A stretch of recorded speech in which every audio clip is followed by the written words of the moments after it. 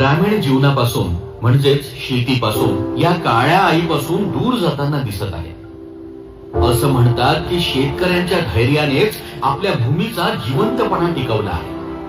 तो आपल्या आशांचं प्रतीक आहे. शेतकऱ्यांच्याच मेहनतीत लपलेल्या प्रत्येक धाग्याने आपल्या समाजाला एकत्र ठेवण्याचा प्रयत्न चालवला आहे. आणि याचं मूर्तिमंत उदाहरण होते स्वर्गीय वसंतराव पाटील. त्यांच्या कार्याची प्रेरणा नवीन पिढीला सतत ऊर्जा देत राहील.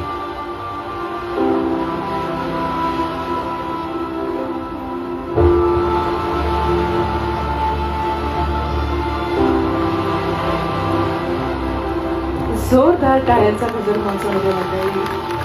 अतिशय सुंदर असं ज्यांनी जीवन जगलं आणि त्यावरची ही चित्रफित